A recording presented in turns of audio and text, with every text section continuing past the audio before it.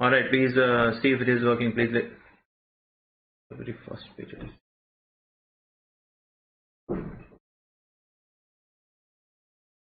Is it working now?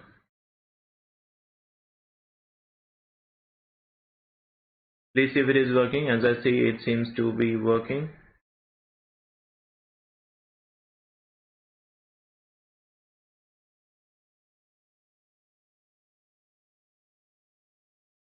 Okay, it is working. Okay. All right. So we are proceeding. Okay. We cannot waste much time. It has already been so delayed. It's already 9:44. Okay. Yes, it is working. All right. So we were talking about ऐसे इतना disruption होता है तो पूरा mood खराब हो जाता है, पूरा ध्यान खराब हो जाता है। खैर, तो सब लोग वापस आ गए हैं क्या? प्लीज वापस आ जाए। चलिए, so today we are talking about the conclusion of session trial. Conclusion of session trial के बारे में हम लोग थोड़ा सा पढ़ते हैं। Conclusion of session trial is an important thing to be discussed. Trial के बारे में बात कर रहे थे, थोड़ा सा एक बार पीछे देखते हैं। Okay, thank you Namita, it is working. आपने बिल्कुल हाथ दिखा के बताया है। ऑल राइट, ठीक है। So we are talking about CrPC. CrPC, Namita, CrPC कौन से नंबर का एक्ट है बेटा, और कॉन्स्टिट्यूशन के कौन से लिस्ट में कौन से नंबर पे लिखा हुआ है? इसमें कितने चैप्टर्स हैं, कितने स्केड्यूल्स हैं, कितने सेक्शंस हैं, जरा बताइए तो। इसका इनेक्टमेंट डेट क्या है, इसका एनफोर्समेंट डेट क्या है? व्हेन आई से सीआरपीसी तो आपको क्या क्या याद आता है, ये प्लीज पूरा बताइए। खैर, Namita will write, rest of us will proceed. तो हम लोग सीआरपीसी में सेशन ट्रायल की बात कर रहे थे। Session trial is chapter number 18। हमें ये सारी चीजें पता होनी चाहिए। आपका ये जो चैप्टर है, chapter number 18 will travel from section 225 to section 237। Alright, trial की नौबत कब आई? ट्रायल के पहले कुछ बाकी बातें भी आपने देखी हैं। फॉर एग्जाम्पल, ट्रायल के सबसे पहले आया था information, information to police officer, ये याद होगा आपको, information to police officer. Alright, information to police officer, ये फर्स्ट स्टेप थी आपकी। This was chapter number 12। ऐसी इंफॉर्मेशन आपको चैप्टर नंबर 14 से भी मिल सकती थी, जिसको आप कहते थे complaints to magistrate.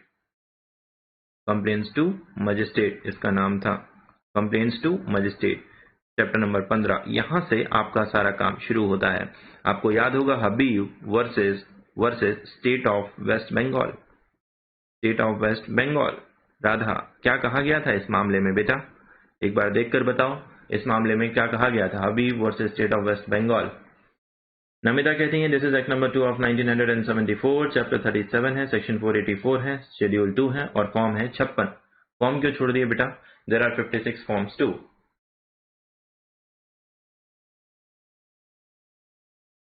There are 56 forms to.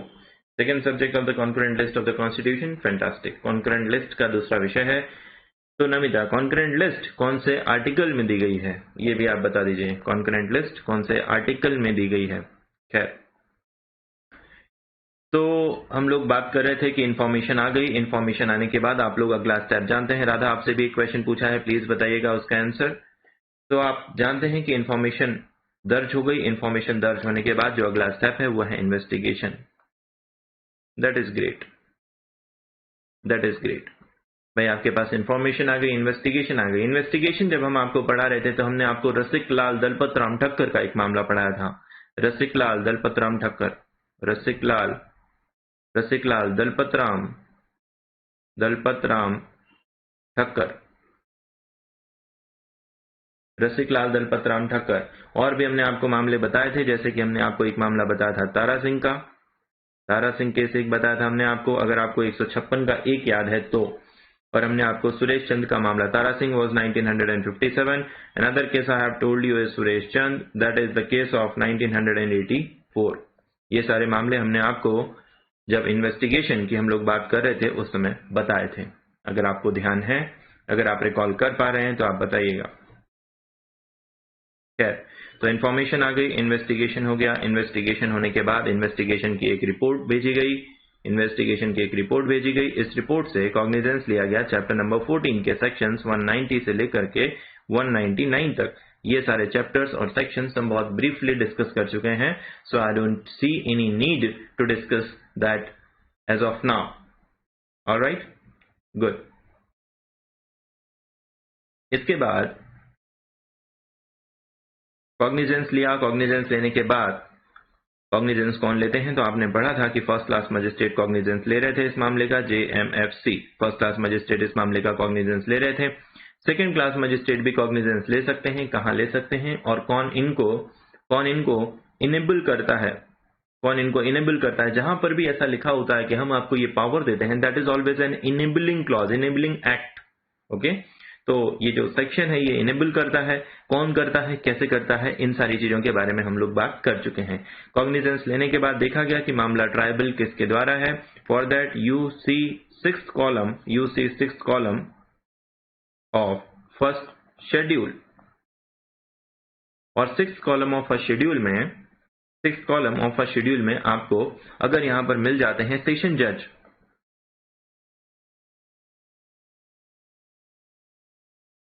Court of session, actually वहां पर सेशन जज नहीं लिखा रहेगा, वहां पर लिखा रहेगा court of session. Court of session के भीतर आपको मिलते हैं असिस्टेंट सेशन जज और मिलते हैं एडिशनल सेशन जज। ये सभी वहां पर आपको मिलते हैं कोर्ट ऑफ सेशन की जब हम बात करते हैं। Screen is not working.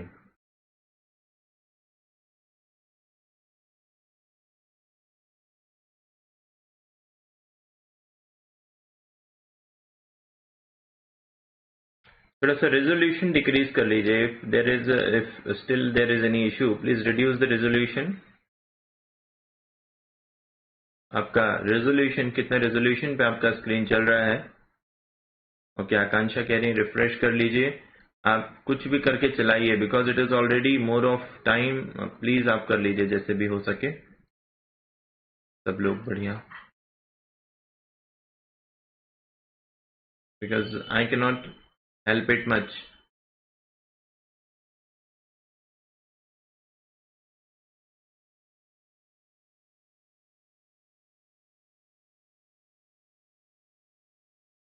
Okay, खैर ठीक है। और इसके बाद फिर हमारा ट्रायल शुरू हुआ। तो हम इस पेज पे बात नहीं करते, हम इस पेज को क्लीन करके एक बार इस बारे में बात करते हैं। इस पेज को हम लोग क्लीन कर रहे हैं, कैनवास को, और अब हम लोग देखते हैं फिर हमने क्या पढ़ा। पूरा आप हमारे साथ रिवाइज करेंगे, कोशिश करेंगे कि आपको अभी याद हो जाए। सबसे पहला सेक्शन आपने देखा था इस सीरीज में, सेक्शन 225। इसमें कहा था कि trial before court of session, ध्यान दीजिएगा और आप हमारे साथ रिवाइज कीजिए, आपको सब कुछ याद हो जाएगा। Trial before court of session shall be conducted by a public prosecutor. Trial before court of session shall be conducted by public prosecutor. ठीक है,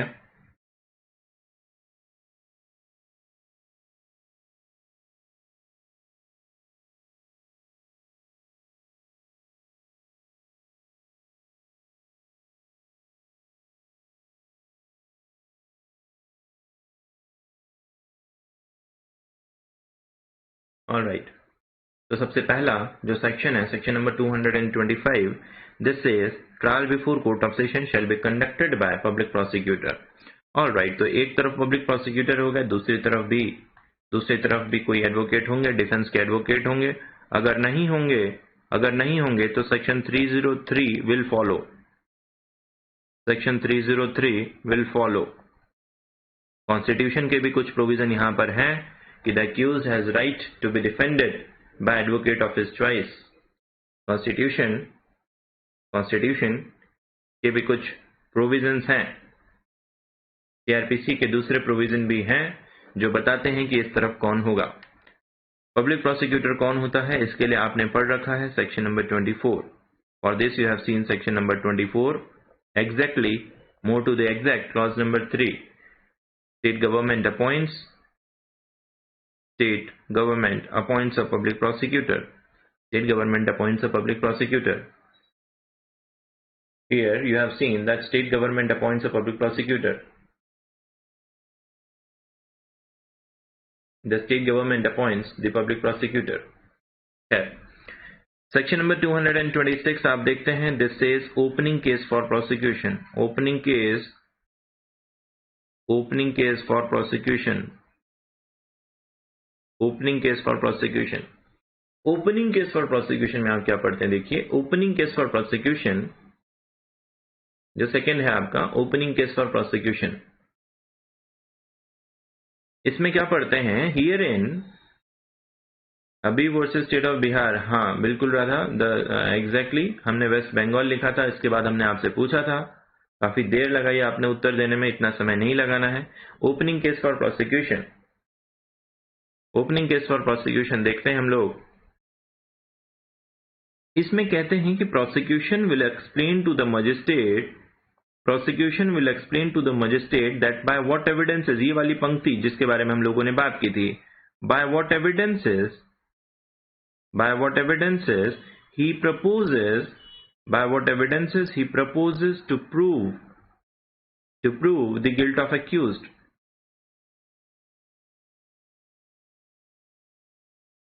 ये वाली पंक्ति आपको ध्यान रखनी चाहिए. that by what evidences he proposes to prove. yes exactly.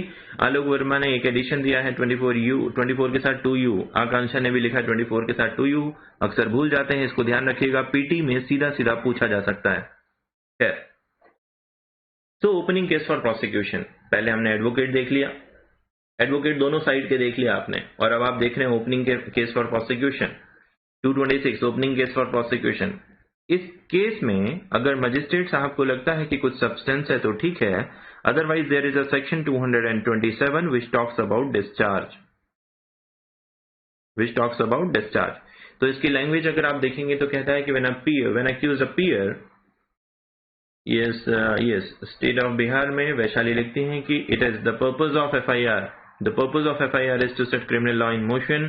It talks about the purpose of FIR and well ठीक है, गुड. खैर, सो डिस्चार्ज में हमने कहा था कि व्हेन अक्यूज्ड इज, दो बातें यहां पर आपने पढ़ी थी. When the accused is brought before the court, when accused is brought before either और अपीयर्स, दोनों बातें. When accused either appears or is brought before the court, so there is a discussion कि prosecution के पास जो evidences हैं, whether they are sufficient to establish the guilt of accused or not. And after this discussion, judge decides what to do, whether to charge or not to charge, whether to charge or not to charge, not to charge. If he decides not to charge, this step is discharge. If he decides not to charge, तो हम इसको कहते हैं discharge करना. If he decides not to charge, you call it discharge. If he decides to charge, then all the provisions of chapter 17, that section 211 to 217, we are leaving here the rest of the provision, will be applicable. That is the content of charge, as well as it shall be read with section 2B and form number 32 of schedule 2.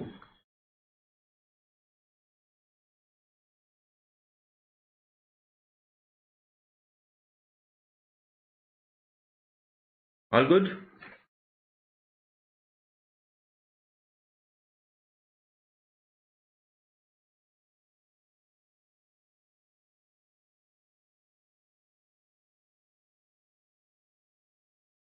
चलिए,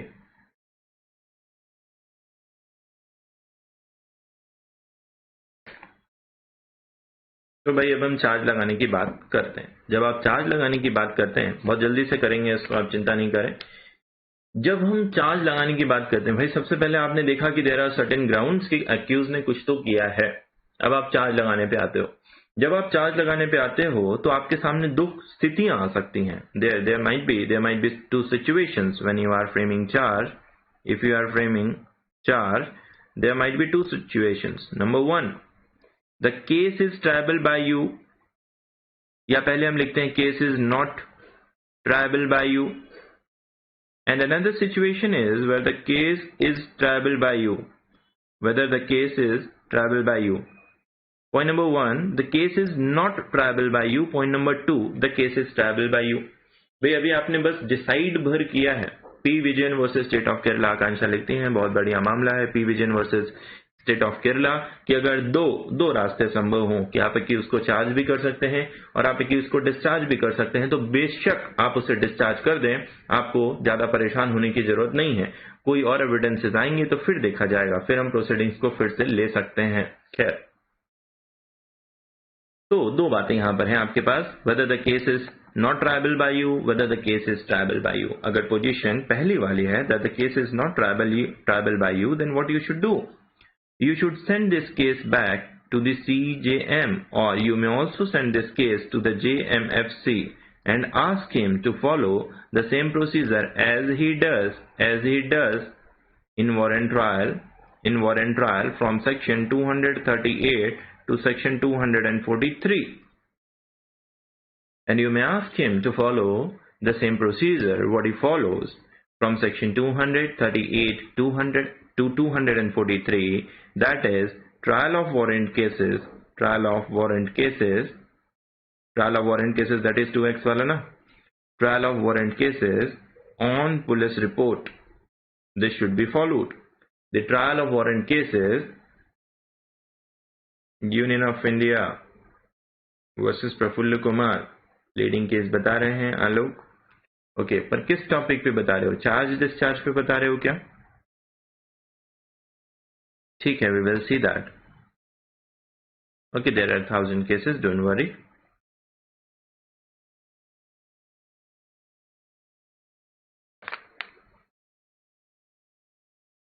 Here.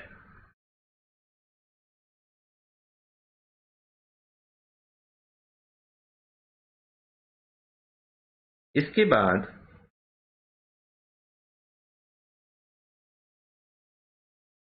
मान लीजिए कि case is triable और अब आपने charge frame किया. Case is triable और अब आपने चार्ज फ्रेम किया, दैट इज 228 क्लॉज 2 में, सबसेक्शन 2 में. 228 सबसेक्शन 2 में you decided to frame the, okay Alok, so 228 clause 2 में you decided to frame the charge.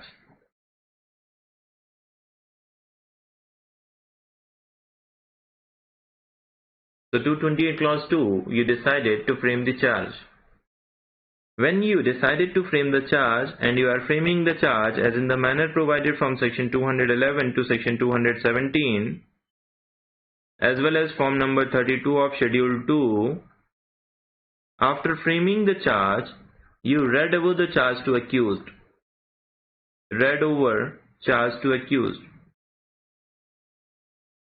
And explain him, because this is the time that you are going to ask him whether he pleads guilty, and the non-compliance of the provision herein will lead to failure, and that will vitiate the trial, and you will not get the protection of section 465. You will not get the protection of section 465. This is mandatory provision. है. सो अब जब आपने accused को charges पढ़कर बताए, पढ़कर समझाए, तो there might be position that he agrees to plead guilty, that is 229. This is conviction on plea of guilty.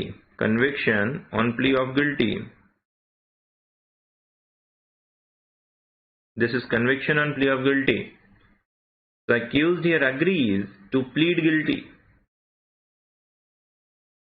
देखते हैं इसको. अब आपने एक्यूज से पूछा, एक्यूज ने हाँ कर दिया. अब जब एक्यूज ने कहा कि हाँ साहब मैंने ही ऑफेंस किया है, so it is your discretion to convict him और नॉट टू. देखिएगा, ऐसा नहीं है if there is plea of guilty then you are supposed to convict always. No, it is not so the case. Even after there has been a plea, you may ask. ये किसान सेवा सहकारी समिति का एक मामला है, बनवारी लाल का एक मामला है, ठीक है.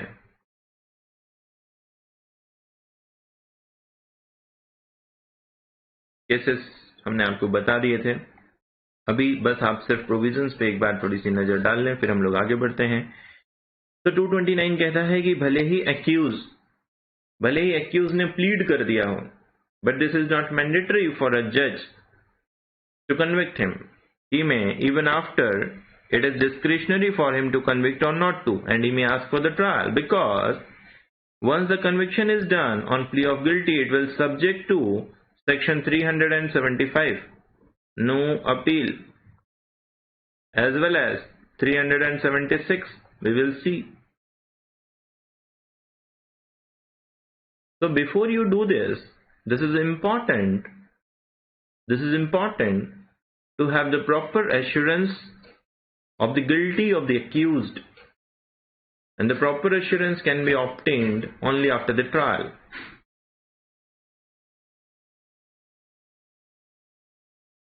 So say for you have decided not to convict but to proceed with the trial, because if you convict herein, if you choose option number 1 here, then what you are going to do, you are going to see for sentence.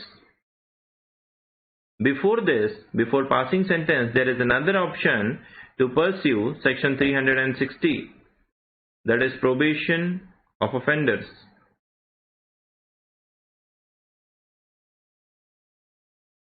भैया ये ना conviction कर लिया, conviction के बाद क्या रास्ता आपके पास? कन्विक्शन करने के बाद आप देखो कि आपको प्रोबेशन का बेनिफिट दे रहे हो कि नहीं दे रहे हो। अगर आप प्रोबेशन का बेनिफिट नहीं दे रहे हो, then you can go with the sentence.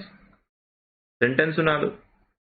Sentence सुनाने के बाद पोस्ट सेंटेंस जो चीजें होती हैं वो सारी कर दो, जैसे कि डिस्पोजल ऑफ प्रॉपर्टी कर दो, सजा कैसी भुगताई जाएगी, warrant for levy of fine 421 कर दो, ये सारी चीजें की जाएंगी। We will see that post conviction क्या किया जाएगा, वी विल सी दैट।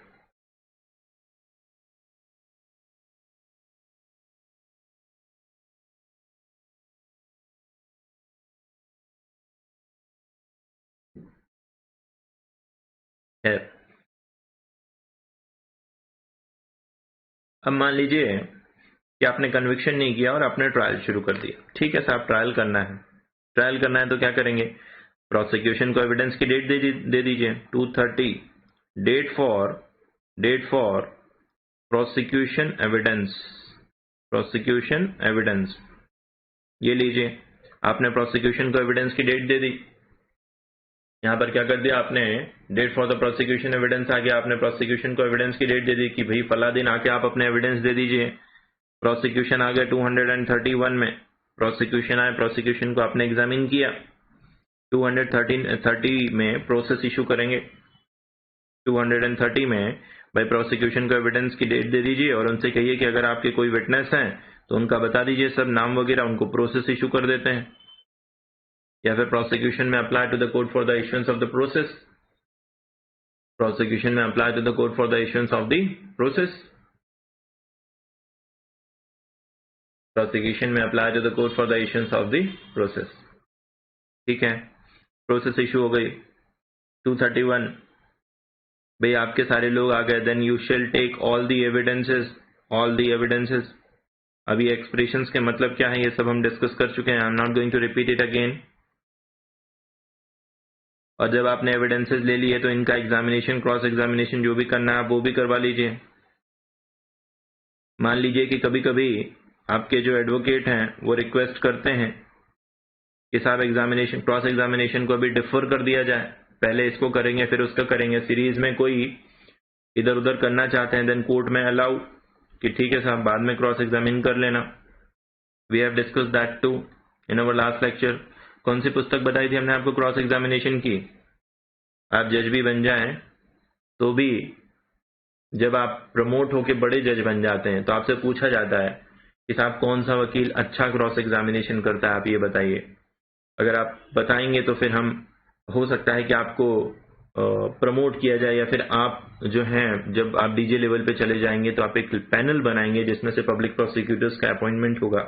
तो आपको भी पढ़नी चाहिए क्रॉस एग्जामिनेशन की सबसे जो फेमस पुस्तक है, कौन सी हमने उसका नाम बताया था आपको? The art of cross examination. कौन सी पुस्तक बताई थी भाई? एक बार पढ़नी चाहिए आपको, सबको पढ़नी चाहिए, वेदर यू आर अ जज और एन एडवोकेट, सबको एक बार देख लेना चाहिए। दिस is what you learn through out your life time, this is what your ultimate wealth is.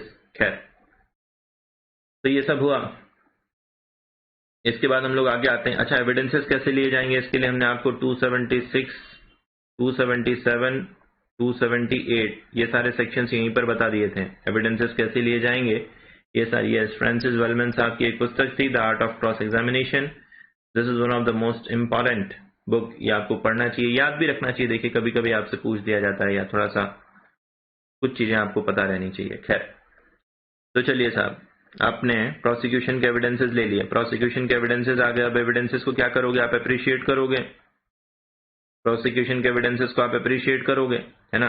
देखिए, जब प्रोसिक्यूशन अपने एविडेंस दे रहा है, मतलब प्रोसिक्यूशन के एविडेंस कौन कौन होते हैं, एक होता है विक्टिम, एक होता है विक्टिम खुद, अगर विक्टिम जिंदा है तो, अगर मर्डर का केस नहीं है तो विक्टिम इटसेल्फ। भाई अगर आपने किसी को मारा है थोड़ा सा, अगर आपने थोड़ा सा किसी को मारा है, then victim if he is alive, he himself is the first witness. अब अगर उसका मेडिकल हुआ है तो doctor can be the witness, पड़ोसी वगैरह उसके हो सकते हैं, पुलिस ऑफिसर जिसको इन्फॉर्मेशन दी गई है, ये सारे लोग विटनेस होंगे, या जो भी लोग सड़क से निकल रहे होंगे, what ever the chance witness and number of witness. while I was talking about the evidence earlier in our physical classes, we have discussed this over there. So as of now, ये सारी चीजें आप जानते हैं, इसमें हमें discuss करने की जरूरत नहीं है। तो इन सबको एग्जामिन किया। अब इन सबको जब आप एग्जामिन कर रहे हैं तो इसी समय जो डिफेंस का एडवोकेट है वो बोल सकता है, साहब हमें तो क्रॉस करना है, इनकी बातें हमें देखनी है। भाई क्रॉस किस लिए किया जाता है, to see the credibility. Cross किस लिए किया जाता है, क्रेडिबिलिटी के लिए, सच्चाई जानने के लिए। अब क्रॉस में क्या क्वेश्चन पूछेंगे ये सब हम आपको एविडेंस में पढ़ा चुके हैं, सो इस समय उसके बारे में बात करने की आवश्यकता नहीं है। So now it is the time to cross. आपने क्रॉस किया, जज साहब को लगा कि अरे साहब इसमें तो कुछ भी नहीं निकल कर आया। भाई जो प्रोसिक्यूशन विटनेस लाया था, प्रोसिक्यूशन ने list of prosecution witness file हो गई थी ना, कब फाइल होती है, before the issuance of process, before the issuance of process, before the issuance of process list of prosecution witness file होती है। कौन सा सेक्शन है भाई, प्लीज बताइए, which section we are talking about, which section I am referring to, which section I am quoting to. भाई वो section है ना, before the issuance of the process the list of prosecution witness shall be filed. कौन सा section है, खैर बताते रहिएगा आप, हम लोग आगे बढ़ रहे हैं। तो प्रोसिक्यूशन को प्रोसेस इशू किया गया, प्रोसेस इशू किया जाता है 230 पे। प्रोसिक्यूशन है, प्रोसिक्यूशन के एविडेंसेस रिकॉर्ड किए गए, एविडेंसेस रिकॉर्ड किए जाते हैं 231 के सबसेक्शन 1 में, और इसके बाद इनका क्रॉस किया गया, डिफेंस के विटनेस ने क्रॉस किया। अभी डिफेंस अपना एविडेंस नहीं दे रहा है, अभी प्रोसिक्यूशन सिर्फ एविडेंस दे रहा है। डिफेंस ने क्या किया, defence is now there to check the credibility, to check the reliability. और रिलायबिलिटी क्रेडिबिलिटी चेक करने का तरीका क्या है, क्रॉस कर लो। क्रॉस करने के बाद जज साहब को लगा कि अरे इसमें तो कुछ भी निकल कर नहीं आया, ये लोग जो भी बोल रहे थे वो सही नहीं पाया गया। What he may do, he may equity, he may pass the acquittal order under section 232, he may pass the acquittal order under section 232। अभी डिफेंस विटनेस ने अपने एविडेंस नहीं दिए, डिफेंस ने अपने, जो डिफेंस एडवोकेट है, जो एक्यूज का एडवोकेट है, उन्होंने अपने एविडेंस नहीं दिए। अभी उन्होंने सिर्फ प्रोसिक्यूशन के विटनेसेस को क्रॉस किया है, प्रोसिक्यूशन के एविडेंस की क्रेडिबिलिटी फेल करवा दी है, और इसलिए एक्विटल किया जा रहा है अंडर सेक्शन 232 पे।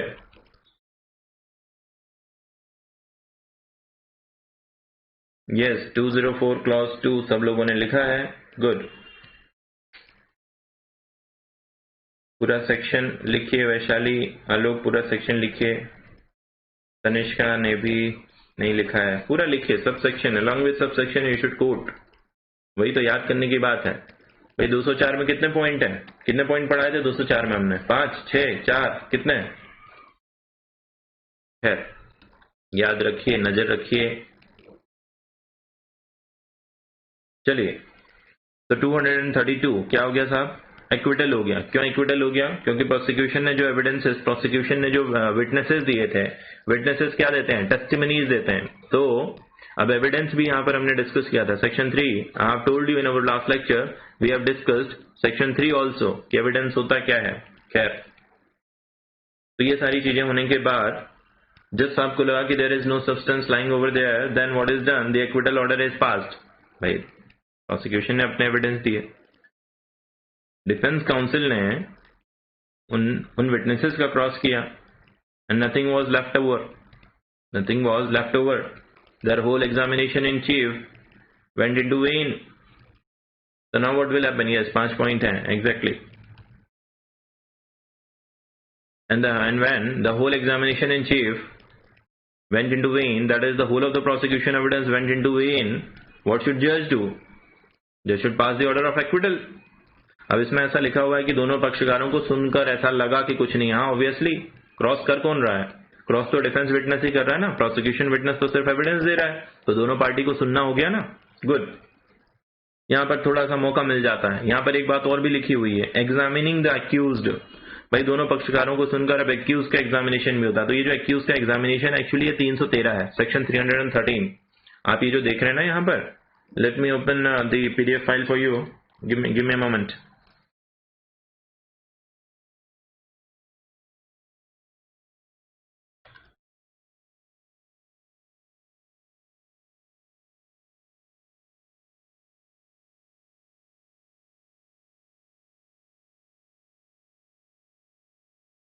Just a minute.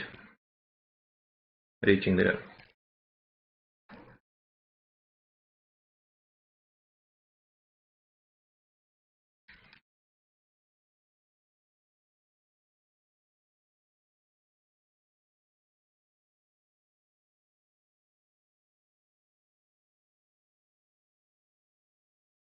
All right, I believe we are here.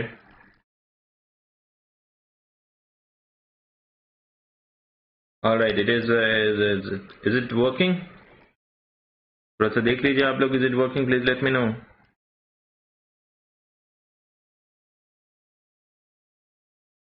ये सेक्शन को थोड़ा सा एनालाइज करते हैं, सेक्शन के स्टेटमेंट्स पे थोड़ा सा ध्यान देते हैं।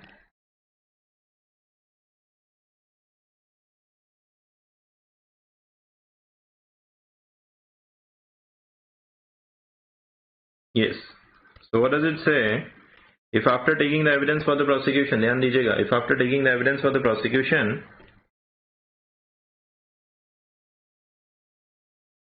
ये देखिए प्रोसिक्यूशन एविडेंस होने के बाद, after taking the evidence of the prosecution evidence होने के बाद and examining the accused, this is 313 का एग्जामिनेशन, 313 का examination, how accused is examined. For example accused को एग्जामिनेशन में कोई ओथ नहीं दिलवाई जाती है, for that you should see section 313 clause 2। How accused will be examined? When the court is examining any person, the court may examine the person upon oath, except the accused. तो देखो अपनी पुस्तक में ये जो एग्जामिनेशन है, examination of accused, ये कौन सा एग्जामिनेशन है? 313 वाला, ध्यान रखना 313 का एग्जामिनेशन है। And hearing the prosecution and the defence on the point, hearing the prosecution and defence on the point, ये सिर्फ एक फॉर्मेलिटी है। ये जो आप देख रहे हो, hearing the prosecution and defence on the point, ये सिर्फ एक फॉर्मेलिटी है। भाई हुआ क्या है कि प्रोसिक्यूशन एविडेंस के सारे विटनेस खत्म हो गए हैं, क्रॉस में कोई भी टिका नहीं। क्रॉस किस लिए किया था? To see their credibility, to see their credibility. आपने क्या किया था? क्रेडिबिलिटी मतलब सच्चाई, वेरासिटी, वेरासिटी। 146 अगर आपको याद है तो पहली लाइन थी वेरासिटी। वेरासिटी का मतलब होता है सच्चाई। पीडीएफ फाइल पे पेन प्रॉपरली नहीं चलता है, राइटिंग और खराब हो जाती है। हमारी राइटिंग वैसे इतनी खराब नहीं है, समझ में आपको भले ना आए, पर राइटिंग खराब नहीं है, राइटिंग अच्छी है।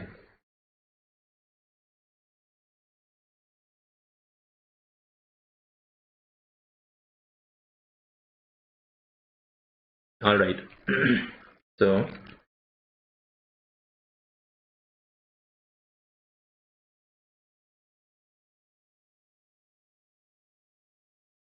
तो देखिए क्या लिखता है, ये कहता है आपसे कि प्रोसिक्यूशन एविडेंस होने के बाद and examining the accused and hearing the prosecution and defence on the point, the जज consider that there is no evidence, the जज consider that there is no evidence that accused has committed the offense, that there is no evidence जो ये show करे कि accused has committed the offense, no evidence to see that accused has committed the offense. There is no evidence to see that accused has committed the offense. What the judge shall do? Judge shall record the order of acquittal. The judge shall record the order of acquittal. The judge shall record the order of acquittal. The only important thing here is examining the accused. This is 313 wala examination. Examination of the accused is important over here, and this is 313 wala examination.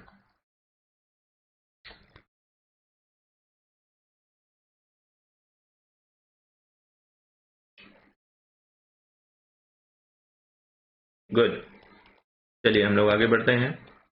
अब मान लीजिए कि prosecution evidence का examination in chief हुआ. भाई वो order of examination याद है ना आपको? चैप्टर नंबर 10, 136 से लेकर के 135 से लेकर के 135, 136. Just to decide admissibility of evidences 136. Order of examination 137, 138. Evidence act अभी पढ़ा हमने 2 महीने पहले नहीं, 6 महीने पहले.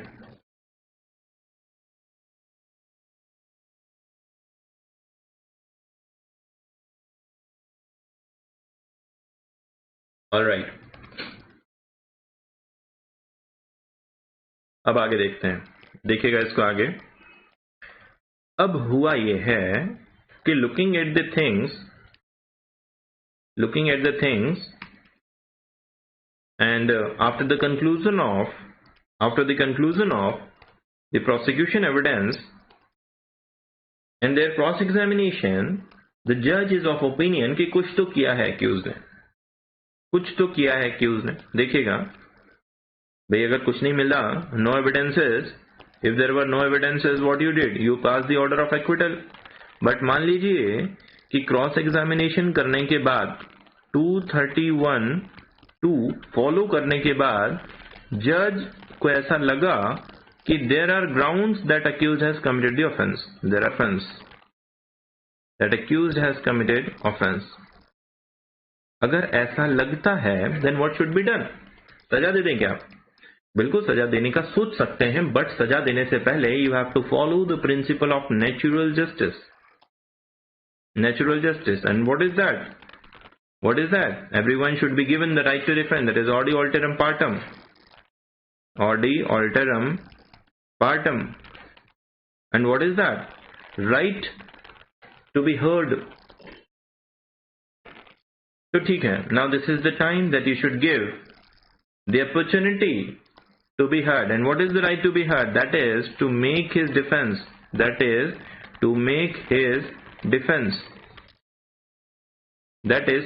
defense. All right. तो अब accused जो है audio. All right. So when you are defending the accused, when the accused is defending himself, वो क्या कर सकता है? वो भी witnesses बुला सकता है. अब accused जनरली क्या डिफेंस देता है? accused जनरली डिफेंस देता है एलिबी का, या accused जनरली डिफेंस देता है कि ये मुझे फंसा रहे हैं वगैरह वगैरह. इस तरह के डिफेंस वो देता है. इस डिफेंस को एस्टेब्लिश करने के लिए accused कुछ विटनेसेस को एग्जामिन करवा सकता है. For the examination of the witness they must be called to court. For that, again, this is the time for issuance of process. भाई आपने पहले देखा प्रोसिक्यूशन ने अपने विटनेस बुलवाए थे, अब डिफेंस अपने विटनेस बुलवा रहा है.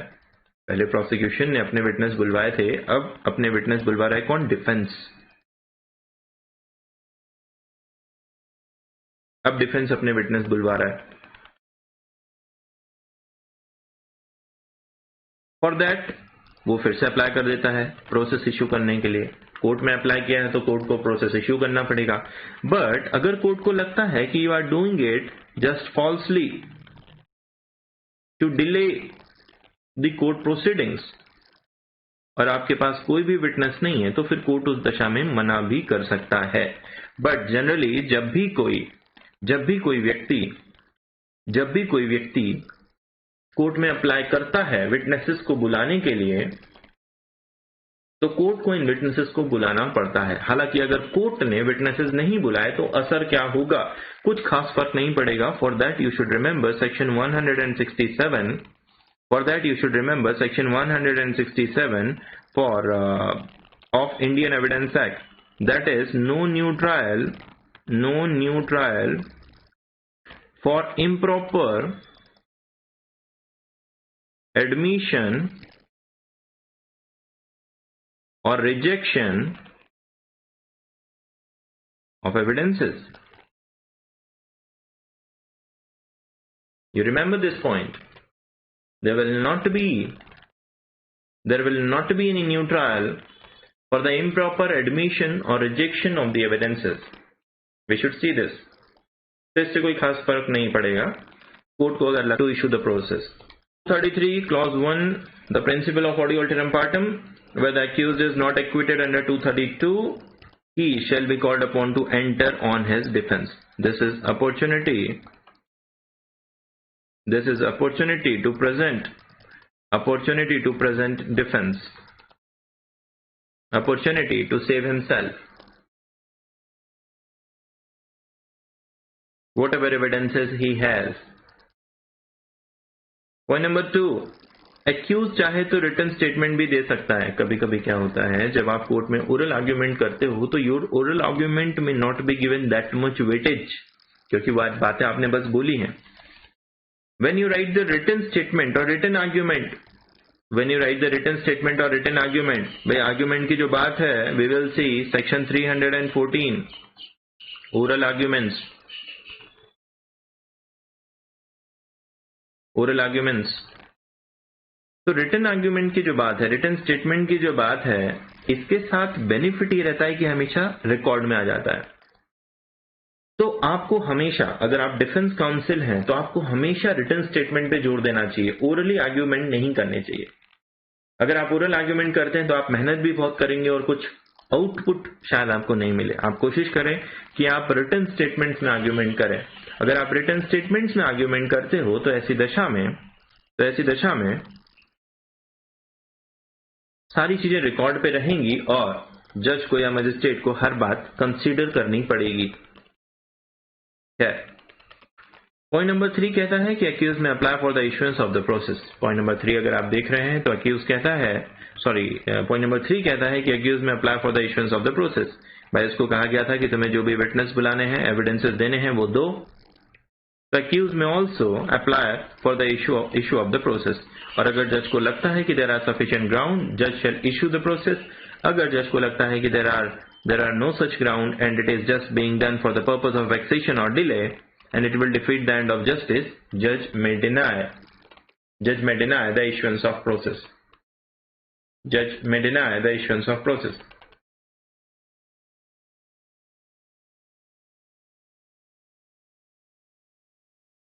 Judge may deny the issuance of process.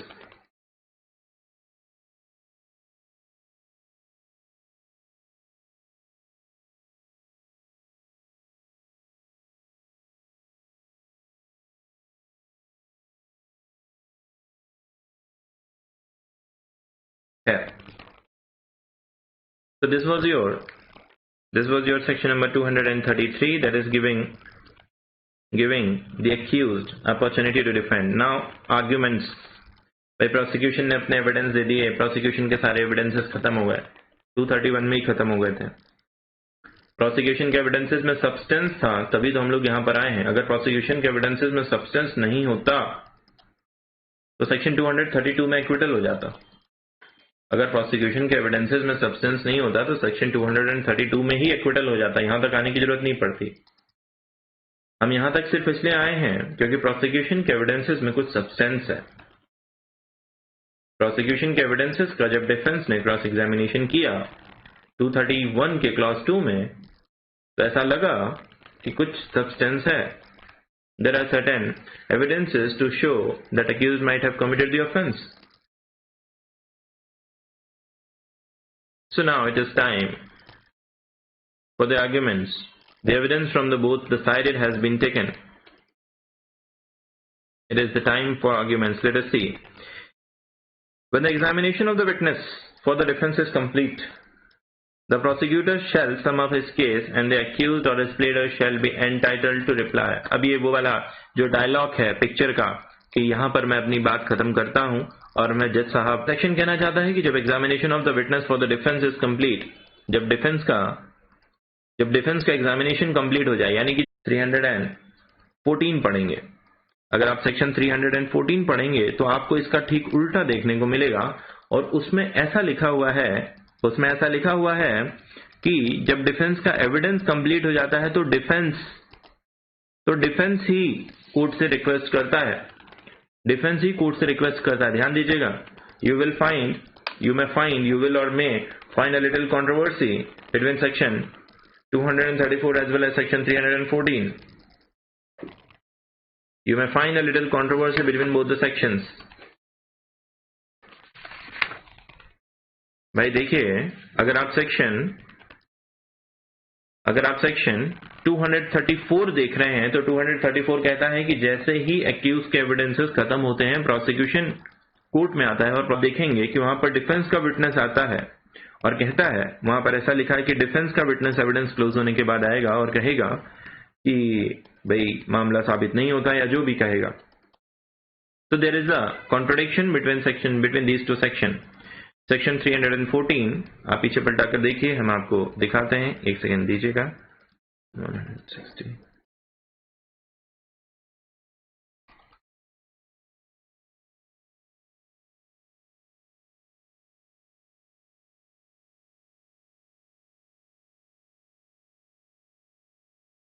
ये देखिए,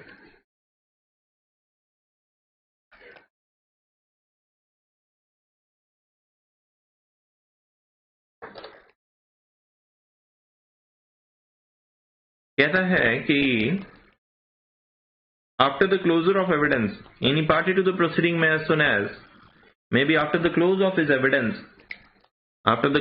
his evidence address the concise oral argument and may before conclude the oral argument, if any, submit a memorandum to court setting forth concisely and under the distinct heading the argument in support of his case, and every such memorandum shall form part of record. देखिए, कुल मिलाकर व्यक्ति evidences close कर रहा है, वो proceedings को sum up करेगा, जबकि सेक्शन 234 जब आप देखते हैं तो सेक्शन 314 को पढ़कर ऐसा लगता है कि शायद डिफेंस एडवोकेट भी, डिफेंस लॉयर भी प्रोसीडिंग्स को क्लोज कर सकता है। So there comes the controversy between section 234 and section 314, but section 234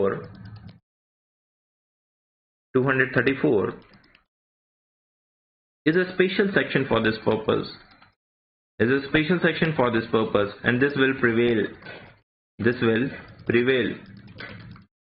तो आप ध्यान रखिएगा, आपसे कोई पूछे सेक्शन 314 पढ़ाकर आपसे कोई पूछे कि एविडेंसेस क्लोज होने के बाद केस को समअप कौन करेगा, तो you shall always respond the prosecutor. This is what is given under section 234, but वो आपको बता सकते हैं कि 314 में तो कुछ और लिखा है, नहीं, उससे कोई फर्क नहीं पड़ता है। If there is any conflict between section 314 and 234, section 234 prevails. खैर, आगे बढ़ते हैं हम जल्दी से।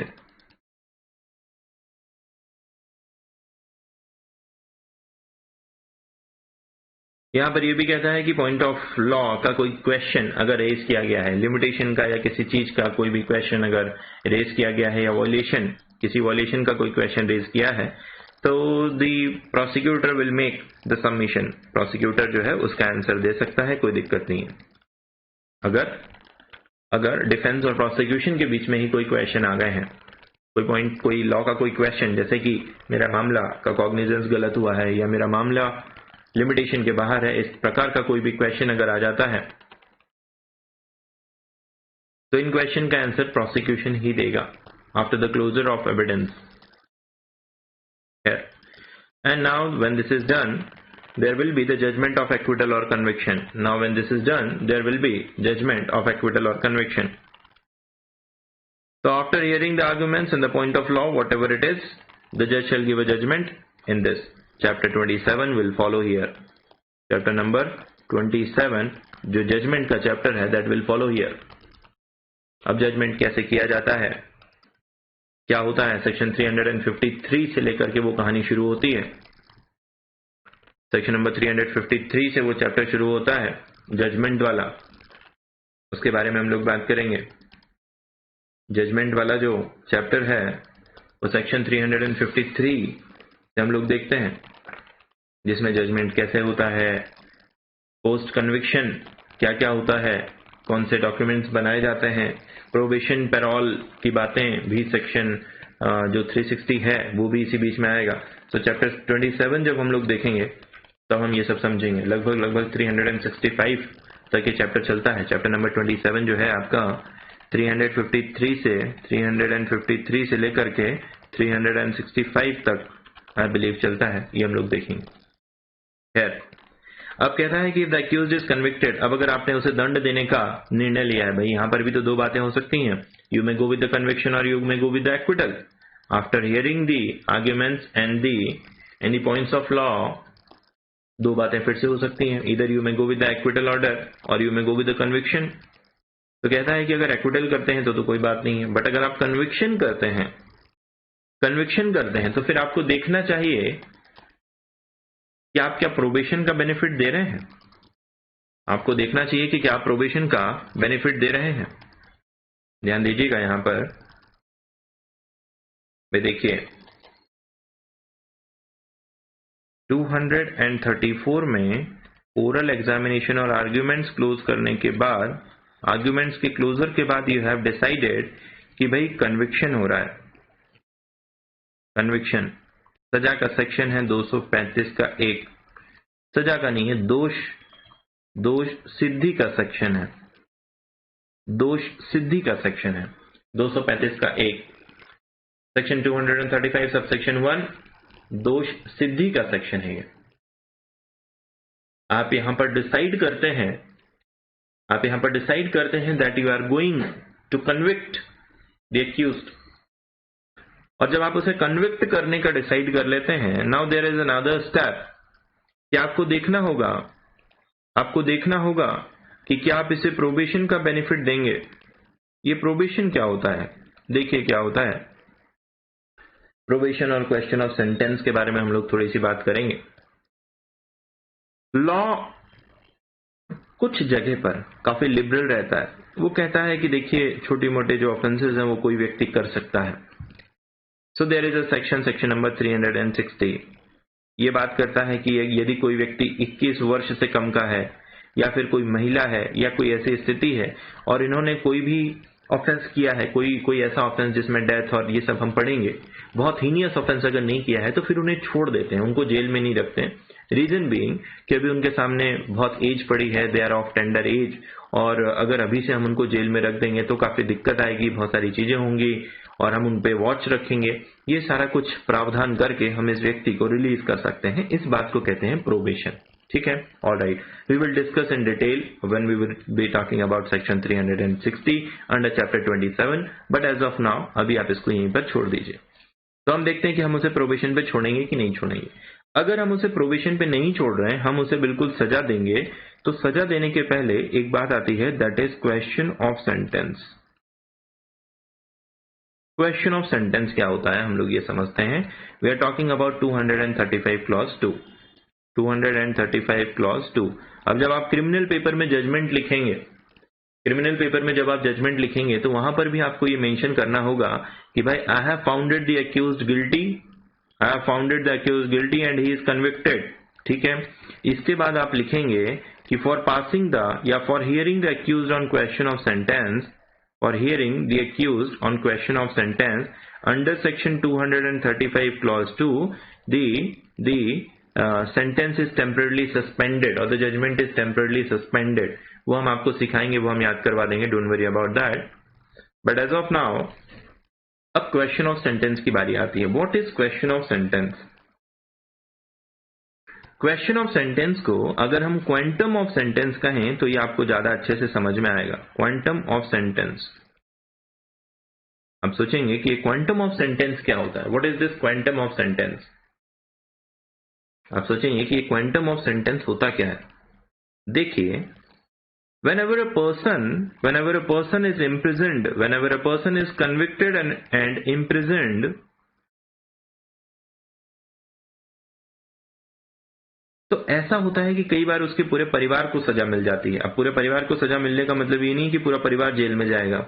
इसका मतलब ये है कि if a person is sent to jail, if a person is imprisoned and he is the sole bread earner of his family, he is the sole bread earner of his family, तब उसके पूरे घर वालों को दंड मिलेगा, क्योंकि कमाने वाला व्यक्ति जो है वो जेल में चला गया है। हो सकता है जब ये 5 साल बाद, 10 साल बाद या 15 साल बाद जेल से बाहर आए तो इसका पूरा परिवार जो है वो डिस्ट्रॉय हो चुका हो। So to avoid these क्या कहना चाहिए, losses, to avoid these losses, court यहाँ पर क्वेश्चन ऑफ सेंटेंस को सुनता है। कभी कभी क्या होता है, कोई व्यक्ति ऐसा हो सकता है जिसके लिए 1 साल बहुत बड़ी सजा है, कोई व्यक्ति ऐसा हो सकता है जिसके लिए 3 साल भी बहुत ज्यादा बड़ा नहीं है, कोई व्यक्ति ऐसा हो सकता है जिसके लिए 10 साल भी कोई बहुत बड़ी बात नहीं है।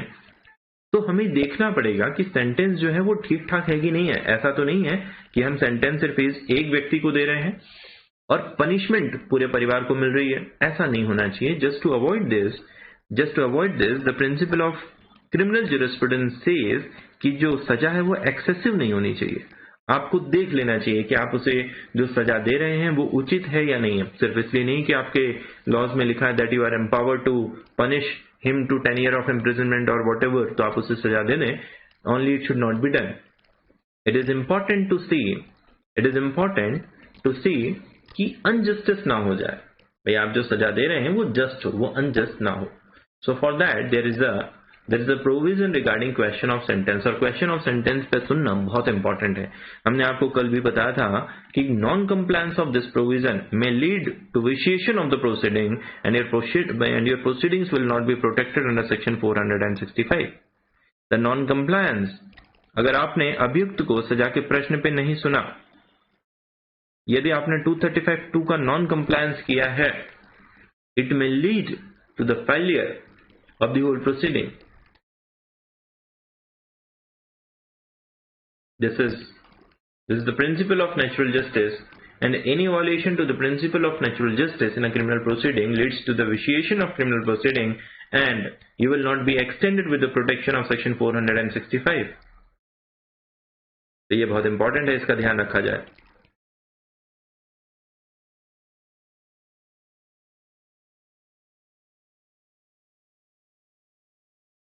हालांकि इसके कुछ एक्सेप्शंस भी हैं। There are certain exceptions कि कब आपको क्वेश्चन ऑफ सेंटेंस पे सुनने की जरूरत नहीं है। There are certain exceptions। पहला एक्सेप्शन, जब मिनिमम सेंटेंस दिया जा रहा हो, जब मिनिमम, जैसे आप कई बार कुछ सजा देखते हैं जिसमें लिखा है कि मिनिमम 7 साल की सजा है, मैक्सिमम 10 साल की है, और अगर आप मिनिमम 7 years की पनिशमेंट दे रहे हैं, exception to question of sentence, ये आपकी पुस्तक में नहीं लिखा, प्लीज नोट कर लीजिएगा। Exception to question of sentence, पहला, When you are giving the minimum sentence, भाई किसी अपराध के लिए 5 साल की कम से कम दंड है और अधिक से अधिक 10 साल, 15 साल, तो जो मिनिमम सेंटेंस है अगर आप वही दे रहे हैं, then there is no need to hear question of sentence। अब इसमें सुनना क्या है, भाई आपने अपराध किया है, अब भुगते जो भी भुगते। अगर हम मिनिमम सेंटेंस दे रहे हैं, then there is no question of, एक संता सिंह का मामला लिखा है, संता सिंह, हाँ, this is a good case. Santa Singh में लिखा है कि the accused as well as the prosecution should be given an opportunity to put forward their views point on that. हाँ ठीक है, अब देखो इसमें कहानी होती है, वो हम आपको याद करवाएंगे क्या कहानी होती है जब आप जजमेंट का पेपर लिखेंगे। अब उसमें प्रोसिक्यूशन यही कहता है कि साहब ये तो बड़ा घोर अपराधी है, इसने जो अपराध किया है उससे समाज में डर फैलता है, इसको घोर से घोर सजा मिलनी चाहिए। डिफेंस कहता है कि नहीं, I am the first offender and this and that, और गलती से ऑफेंस कर दिया, मुझे छोड़ देना चाहिए। तो these are certain story we will discuss later, और इसी बात को कहते हैं क्वेश्चन ऑफ सेंटेंस पे सुनना, सिंपैथी। बट इसके 2 एक्सेप्शंस हम आपको बता रहे हैं, एंड दिस इज इंपॉर्टेंट। पहला एक्सेप्शन है मिनिमम सेंटेंस अगर दिया गया हो तो, पहला एक्सेप्शन है मिनिमम सेंटेंस अगर दिया गया हो तो।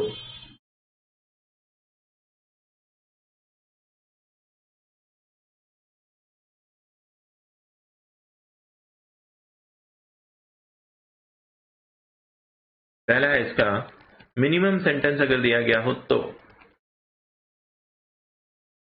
और दूसरा है अगर कोई लाइफ इम्प्रिजनमेंट वाली बात है तो।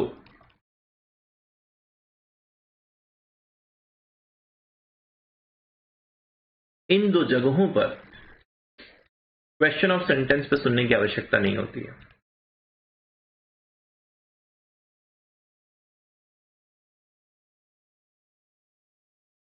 इन दो जगहों पर क्वेश्चन ऑफ सेंटेंस पे सुनने की आवश्यकता नहीं होती है।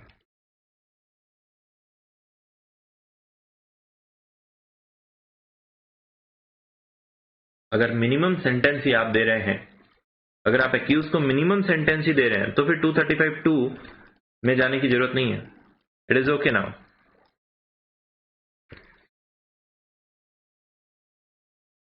और एक बात आपने देखी है, अगर आप 360 में जाते हैं तो फिर क्वेश्चन ऑफ सेंटेंस की कोई बात ही नहीं आती है। अगर आप प्रोबेशन का बेनिफिट, अगर आपने ये डिसाइड कर लिया है कि the benefit of the probation is to be given,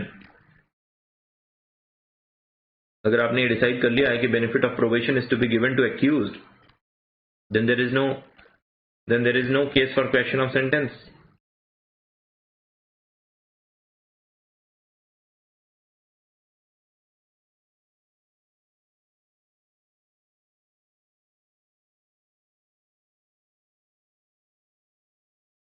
अच्छा, एक ये मामला पूछते हैं कि क्या कन्विक्शन और सेंटेंस एक ही दिन किया जा सकता है।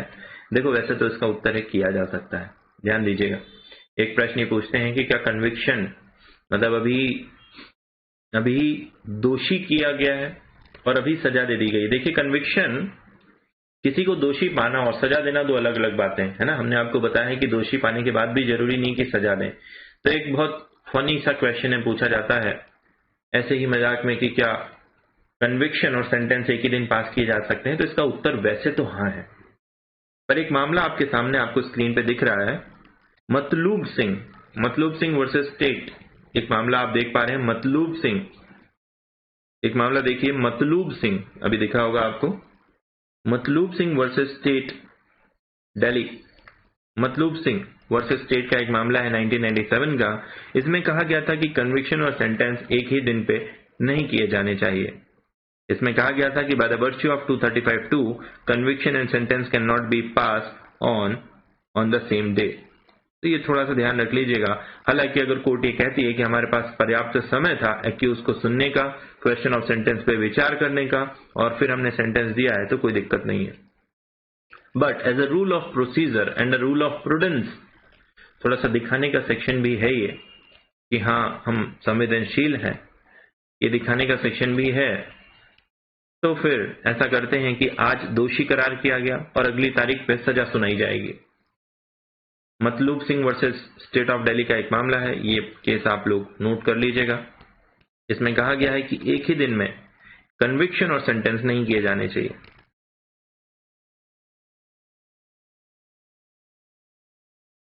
एक ये मामला हमने अभी आपको बताया है कि जब भी एक्यूज को सेंटेंस किया जाता है टू अंडरगो लाइफ इम्प्रिजनमेंट, तो फिर क्वेश्चन ऑफ सेंटेंस पे सुनने की जरूरत नहीं होती है। हालांकि ये वो मामले हैं जिसमें life imprisonment is the minimum punishment. अब एक चीज छूट गई है,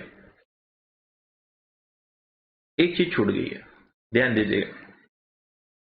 जैसे ही सेक्शन 235(1) होता है, तो सेक्शन 235(1) के बाद सेक्शन 235(2) ना पढ़ के सेक्शन 236 पढ़ना चाहिए। ध्यान दीजिएगा, देखिएगा क्या कह रहे हैं आपसे कि soon after section 235(1) is done. What is section 235(1)? Sir, conviction. Section 235(1) is done. What is that? कि हमने डिसाइड किया कि whether we are going to acquit और कन्विक्ट, तो हमने चूज किया कन्विक्ट वाला। ठीक है। So very moment you have chosen this, what should be done? The very moment you have chosen this,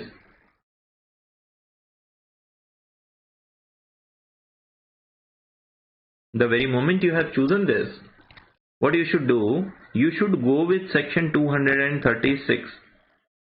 Why? क्योंकि चार्ज जब हम पढ़ रहे थे तो हमने आपको एक बात बताई थी कि 211 में, याद कीजिए हमने आपको सिर्फ 5 पॉइंट पढ़ने के लिए गए थे, छठा और सातवां छोड़ दिया था। तो 211 का जो 7th पॉइंट है वो प्रीवियस कन्विक्शन के बारे में बात करता है। प्रीवियस कन्विक्शन का क्या रोल है साहब? आकांक्षा कह रही है ये मैंडेटरी नहीं है ना, मतलब आप शायद सेंटेंस की बात करें आकांक्षा। हाँ बेटा, सेम डेट पे कन्विक्शन और सेंटेंस मैंडेटरी नहीं है। अब मान लीजिए कि आज हमने कन्विक्शन कर दिया, ठीक है, सुबह के 11 बज रहे हैं, आपने किया, हमने नहीं किया, I am teacher you are जज। तो आपने 12 बजे कन्विक्शन कर दिया, ठीक है। दिन भर आप खाली बैठे हो कोर्ट में, शाम हो रही है, 5 बज रही है, तो 12 से 5 अभी क्या करोगे? सपोज अभी कोई काम नहीं, कोई केस नहीं है, सुन लो क्वेश्चन ऑफ सेंटेंस पे।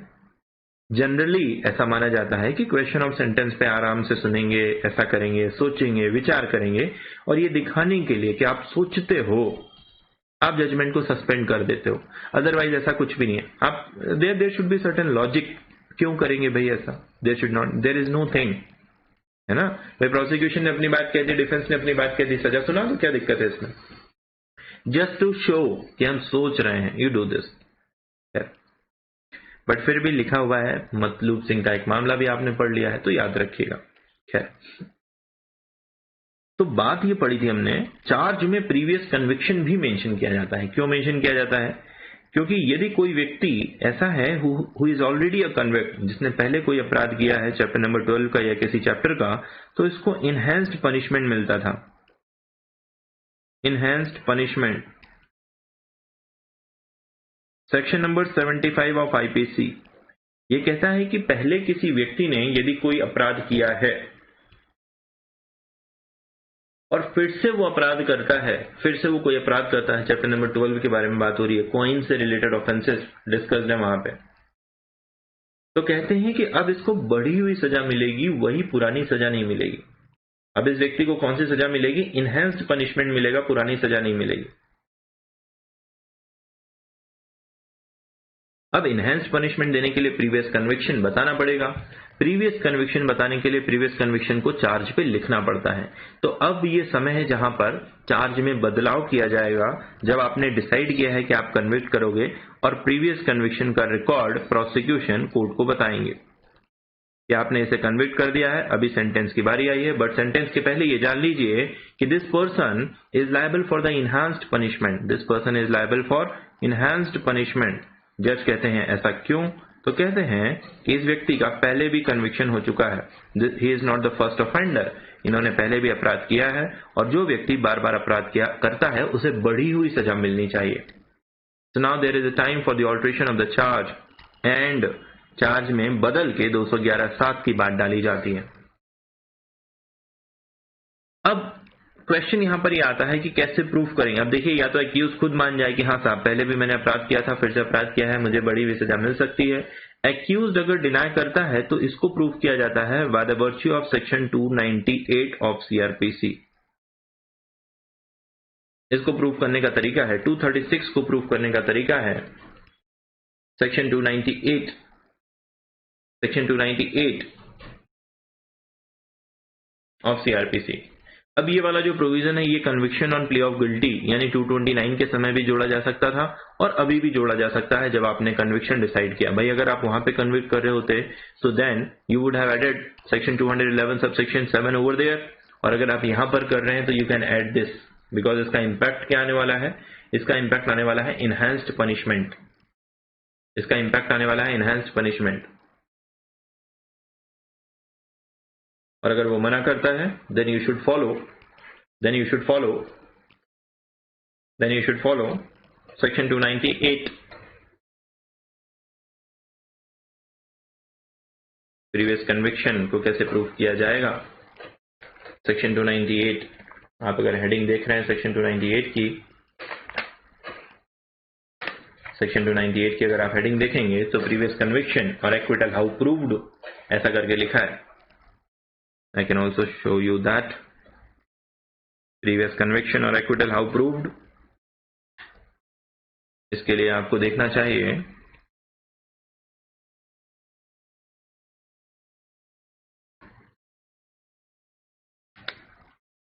सेक्शन 298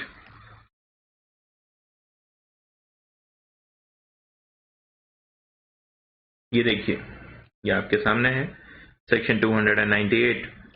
236 को कैसे प्रूफ करना है, how to proof 236, that is previous conviction और एक्विटल।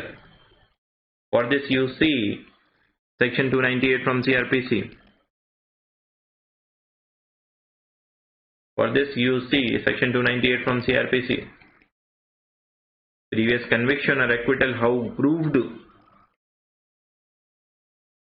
कैसे साबित करेंगे प्रीवियस कन्विक्शन और एक्विटल को, इसके लिए आपको ये सेक्शन देखना चाहिए।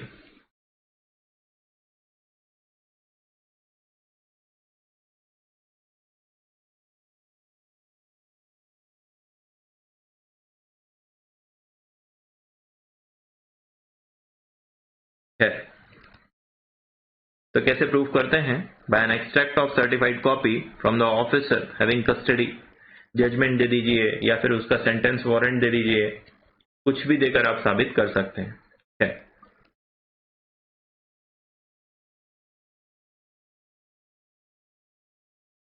चलिए आगे बढ़ते हैं। तो यहां पर आपका सेशन ट्रायल कंक्लूड होता है। सेशन ट्रायल में आपने अभी तक पढ़ा है कि सेशन ट्रायल वारंट केसेस का किया जाता है। द प्रोसीजर वही वाला है, पुलिस वाला। Now there is one instance that is section 237 and that is talking little differently.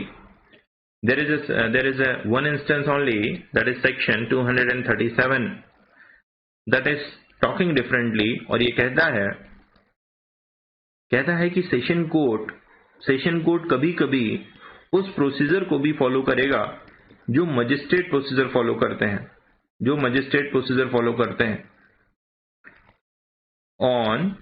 On trial of warrant cases otherwise than on police report। ध्यान दीजिएगा, trial of warrant cases otherwise than on police report. Complaint के मामले, कुछ complaint के मामले, जैसे हमने आपको बताया था कि court of session can not take cognizance. 193 section कहता है कि no court of session shall take the cognizance except as otherwise provided. Then I have told you कि section 199(2) makes the provision where there is a case of defamation of higher dignitaries,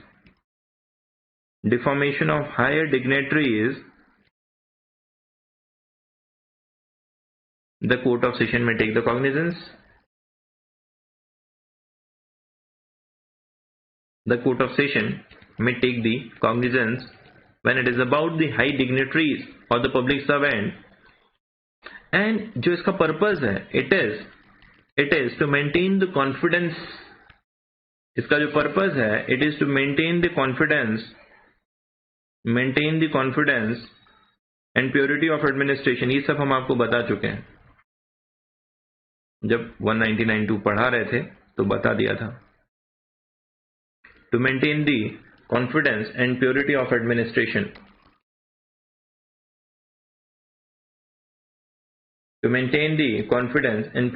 administration। तो question यहां पर आपसे पूछा जा सकता है कि कोर्ट ऑफ सेशन कब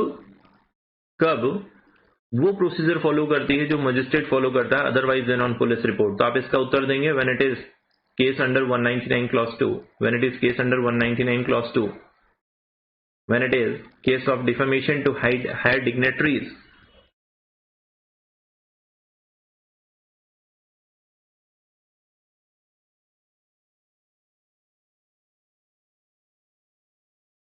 यही वो जगह है जहां पर court of session direct cognizance भी लेता है। तो एक अलग से मशीनरी बनाई गई है। देयर हैज बीन, ये जो प्रोविजन है 199 237 के, ये एक व्यवस्था करते हैं। There has been a machinery to ensure the confidence in administration. भाई किसी का कोई नुकसान नहीं हो, जल्दी से ये प्रोसीडिंग्स फॉलो किए जा सके। प्रोसीजर जो फॉलो किया जाता है that is provided under 244 to 247 I believe। 244 to 247. The trial of warrant case is otherwise than on police report. The trial of warrant case is otherwise than on police report.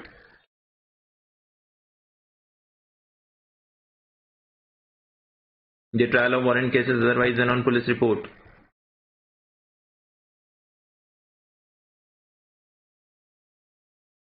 तो इसको देखते हैं, एक बार पढ़ते हैं.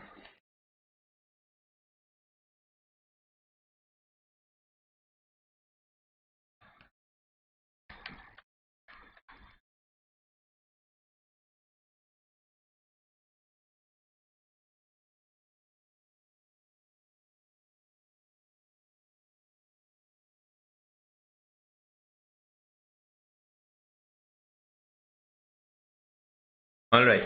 So here we have the story. The procedure in case instituted under section 199(2). This is your section 237. Let us have a look at it.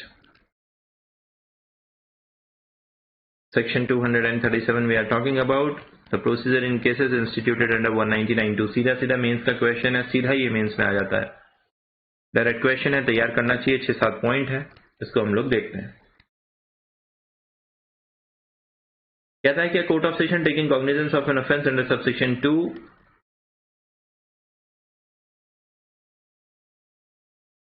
Of section 199 try the case in accordance with the procedure for the trial of warrant cases. सिर्फ इतना सा important है, trial of warrant cases otherwise than on police report.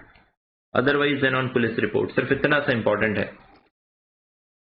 Trial of warrant cases otherwise than on police report, सिर्फ इतना सा तैयार कीजिए.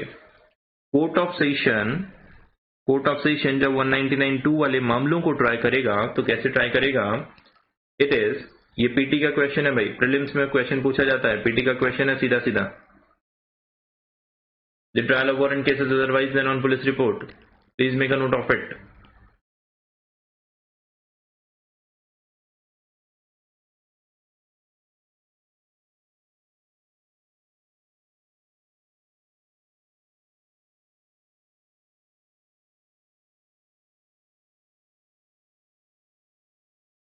Second point कहता है कि जो कंप्लेनेंट है उसको भी एज अ विटनेस एग्जामिन किया जाएगा. जो कंप्लेनेंट है उसको भी एज अ विटनेस एग्जामिन किया जाएगा. कंप्लेनेंट यानी कि विटनेस यहां पर बोलने की कोशिश कर रहा है वो. जिसका डिफेमेशन किया गया है उनको भी एज अ विटनेस यहां पर एग्जामिन किया जाएगा. ये एक अलग प्रोसीजर है. We should see the procedure, we should learn the procedure.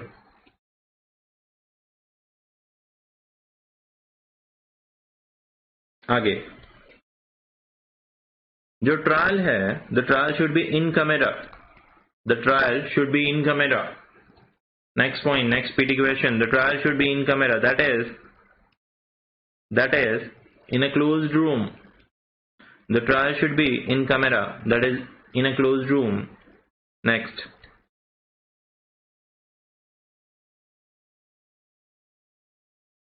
point number 3. If in any such case the court discharge or acquit all or any of the accused and it was seen that there was no reasonable cause for making the accusation, and the court is of opinion that there was no reasonable cause for making the accusation against them or any of them, it may by its order of discharge or acquittal direct the person against whom the offence was alleged to have been committed to show cause. अब देखिए क्या हो रहा है. जिस व्यक्ति ने कहा था कि मेरे खिलाफ ऐसा ऑफेंस किया गया है, मैं हाई डिग्नेटरी हूं और मुझे डिफेम किया गया है, पूरा मामला चला, कोर्ट को लगा कि भाई यहां तो कोई दम नहीं, और कोर्ट ने उस व्यक्ति को या तो डिस्चार्ज कर दिया या तो चार्ज ही फ्रेम नहीं किए या फिर एक्विटल कर दिया इस व्यक्ति का. और ये भी देखा कि there was no reasonable cause for making such accusation. तो फिर कोर्ट उस व्यक्ति को, जिन्होंने क्लेम किया था कि मेरा डिफेमेशन किया गया है, कोर्ट उस व्यक्ति को कह सकती है कि आप बताइए कि क्यों ना आपके ऊपर फाइन लगा दिया जाए और आप इस व्यक्ति को कंपनसेशन दें, जिस व्यक्ति को आपकी वजह से प्रोसिक्यूट किया गया है. संदीप पाटीदार लिखते हैं कि अगर कोई क्राइम कमिट हुआ है तो मजिस्ट्रेट सुओ मोटो ले सकता है. ऐसे ही अगर सेशन जज को क्राइम की जानकारी है तो क्या सुओ मोटो से कॉग्निजेंस ले सकते हैं? आलोक लिख रहे हैं हाँ जी।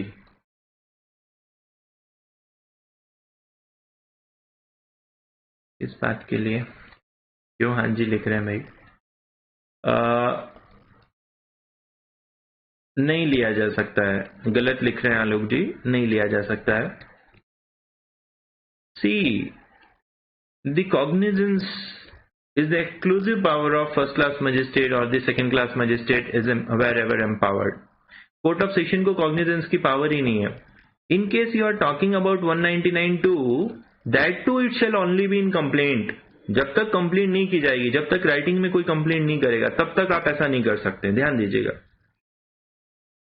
समझना होगा कि यहां पर अगर हम इसकी बात करें, अगर हम 199(2) की बात करें, यहां हम फिर जनरल सेक्शंस की भी बात करें। पहले तो court of session is not empowered to take the cognizance, the very first thing, and second, even if it is, then it is only on complaint. 199(2) if we are talking about, then it can only be done on that basis. Otherwise, the court of session cannot take the cognizance. There is certain mistake, Alok. क्या लिखा आपने? I do not understand your thing. Okay, but let me answer the question over here. No, the answer is no. Well, आगे बढ़ते हैं हम लोग। अब क्या हुआ है कि भाई कोर्ट ऑफ सेशन ने उस व्यक्ति को डिस्चार्ज कर दिया है। कोर्ट ऑफ सेशन ने उस व्यक्ति को डिस्चार्ज कर दिया है, एक्विटल ऑर्डर पास कर दिया, या तो डिस्चार्ज कर दिया है या फिर एक्विटल ऑर्डर पास किया है। अब ऐसी दशा में जब डिस्चार्ज या फिर एक्विटल ऑर्डर पास किया गया है, तो उस व्यक्ति को कहा जा सकता है, जिसने कहा था कि मेरा डिफेमेशन हुआ है, कि भाई आप जो है आप बताइए कि क्यों ना आपके ऊपर पेनल्टी लगा दिया जाए और क्यों ना आपको ऑर्डर किया जाए कि आप इस व्यक्ति को कंपनसेशन दें जिसका नुकसान आपकी वजह से हुआ है। हालांकि this does not apply to the president, vice president, governor और administrator of a union territory. ये लोग इसके एक्सेप्शन है, ध्यान दीजिएगा। कोर्ट इन लोगों को कंपनसेशन पे करने के लिए नहीं बोल सकता। कोर्ट इन लोगों को एक पॉइंट के लिए खुद ले सकता है।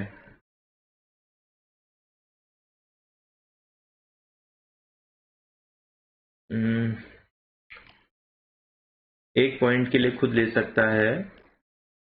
बताइए आलोक जी, क्या पॉइंट कहना चाहते हैं आप? क्या पॉइंट, अगर कोई पॉइंट हम लोग मिस कर रहे हैं तो बताइए। देखिए, बात हो रही है सुओ मोटो कॉग्निजेंस लेने की। बात कॉग्निजेंस लेने की नहीं हो रही है, सुओ मोटो कॉग्निजेंस लेने की बात हो रही है। देखना पड़ेगा हमको।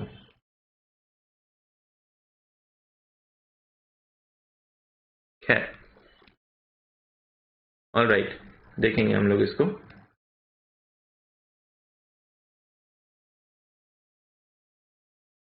आप चिंता नहीं करें, जनरली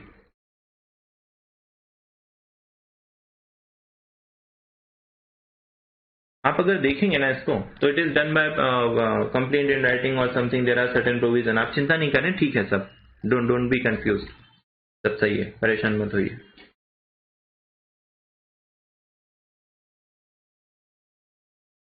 सुओ मोटो नहीं लेंगे, ऐसा नहीं होगा। खैर, the court shell record and consider any cause which may be shown by the person so directed and it is okay। ठीक है, कोर्ट ने जिनसे पूछा उन्होंने जो भी एक्सप्लेनेशन दिया। आलोक जी लिख रहे हैं, यदि कोई क्राइम होता है। आलोक, कुछ गड़बड़ हो रही है, थोड़ा सा सोचना पड़ेगा, थोड़ा सा। जज सुओ मोटो ले सकते? नहीं ले सकता आलोक जी, कॉग्निजेंस सुओ मोटो लेने की पावर ही नहीं है, समझना होगा थोड़ा सा। और even if we are talking about the cases under 199(2) or if we are talking about section 237, तो ये देखना होगा कि it should always be made upon the complaint in writing made by public prosecutor। पहले तो कोर्ट ऑफ सेशन को cognizance लेने की पावर ही नहीं है, छोड़ दीजिए, भूल जाइए बिल्कुल, ठीक है। शायद कहीं गलत देख लिया आपने या गलत ध्यान में रह गया है। कोर्ट ऑफ सेशन को कॉग्निजेंस लेने की पावर ही नहीं है। 193 स्पेशली बार्स, अब जहां पावर है वहां भी सुओ मोटो लेने की पावर नहीं है। ये देखिएगा, जहां पावर है वहां भी वो कैसे ले सकते हैं? On complaint in writing by public prosecutor. 199 के 2 की अगर आप लास्ट लाइन पढ़ेंगे, 199 के 2 की लास्ट लाइन अगर आप पढ़ेंगे, then there you will see that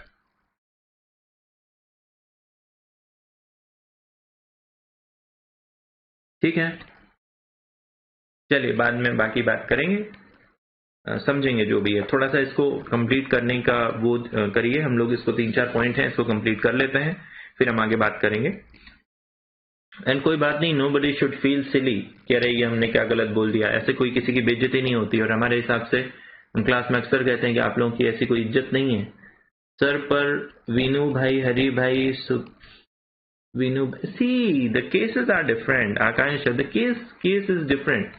Veenu भाई, हरी भाई, इज डिफरेंट थिंग। देयर 19 का है शायद, उसके बारे में हम लोग बात करेंगे। Otherwise I have also discuss while I was talking about 156 clause 3, Vinu भाई, हरी भाई, मालविया। खैर, थोड़ा सा इसको कर लेते हैं हम लोग। तो थर्ड पॉइंट पे आपने देखा कि कोर्ट अगर डिस्चार्ज करती है या एक्विटल करती है तो कोर्ट ये कहती है कि भाई आपने कहा था कि हमारा डिफामेशन हुआ है, हमें नहीं लग रहा, तो क्यों ना आपके ऊपर पेनल्टी लगा दी जाए, क्यों ना आपसे कुछ कंपनसेशन इस व्यक्ति को दिलवा दिया जाए जिसका आपने नुकसान किया है। खैर, हालांकि ऐसी बात प्रेसिडेंट, वाइस प्रेसिडेंट, गवर्नर और एडमिनिस्ट्रेटर ऑफ यूटी से नहीं की जा सकती। एडमिनिस्ट्रेटर ऑफ यूटी नहीं लिखना चाहिए था, एडमिनिस्ट्रेटर लिखने से समझ में आता है एडमिनिस्ट्रेटर यूटीज में ही होते हैं। खैर, पॉइंट नंबर 4 कहता है the court shell record and consider any cause.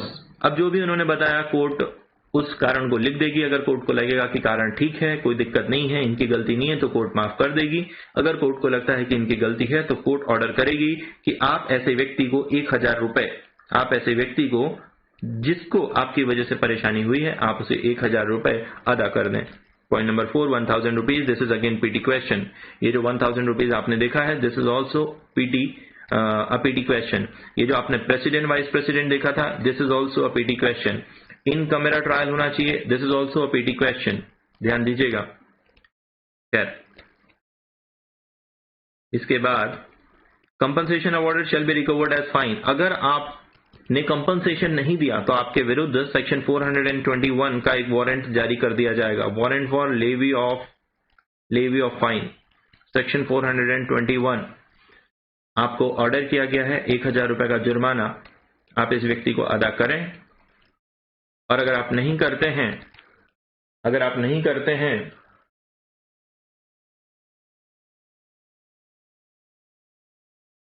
Okay, Sandeep ji ये भी लिख रहे हैं कि 195 में लिखा है, हालांकि इन्होंने नहीं लिखा, हम बता देते हैं आपको कि कोई भी कोर्ट कॉग्निजेंस नहीं लेगी जब तक कि कंप्लेंट ना की गई हो इन राइटिंग, और वो भी 6 महीने में। ऐसा संदीप जी का एडिशन है, ठीक है, वेल गुड।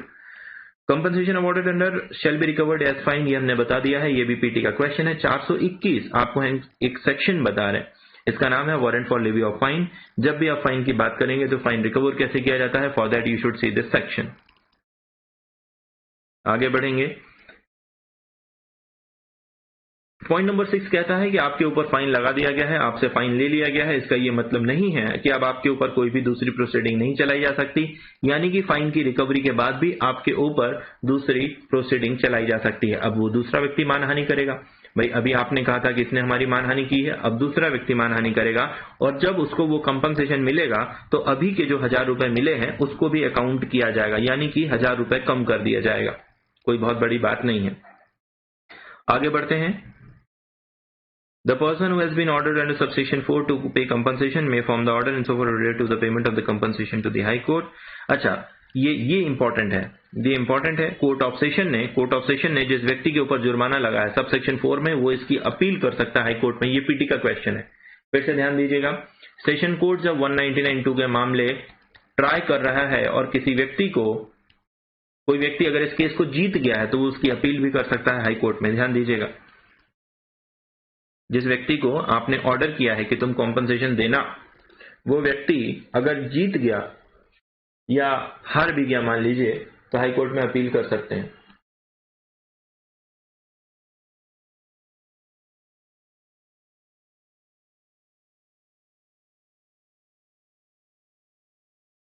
और ये जो दिलवाई जा रही है राशि, अच्छा sir it's me Nisha, okay Nisha you have change your gender, alright, okay, so ठीक है, वेल, सो लास्ट पॉइंट कहता है कि ये जो राशि है जो आपको अवार्ड की गई है, पॉइंट नंबर कौन से पॉइंट में अवार्ड की गई है भाई, 6 में, 5 में, कहाँ पे अवार्ड की गई है, पे कहाँ की जा रही है, कहाँ लिखा है कि वो that shall be paid to, ये लिखा है पॉइंट नंबर 4 में। पॉइंट नंबर 4 में एक से लेके दूसरे को दी जा रही है। तो पॉइंट नंबर 8 कहता है कि ये राशि तब तक नहीं दी जाएगी जब तक कि यदि अपील का ड्यूरेशन है तो वो फाइनल ना हो जाए। अच्छा, जब तक अपील का ड्यूरेशन है वो फाइनल ना हो जाए, या फिर दूसरा यदि अपील की गई है तो उसका फाइनल डिसीजन ना आ जाए। भाई अगर किसी मामले में अपील करनी है, यदि किसी मामले में अपील करनी है तो अपील का समय खत्म ना हो गया हो, या दूसरा यदि अपील कर दी गई है तो अपील का फाइनल डिस्पोजल ना आ गया हो। So this is what we were suppose to learn today.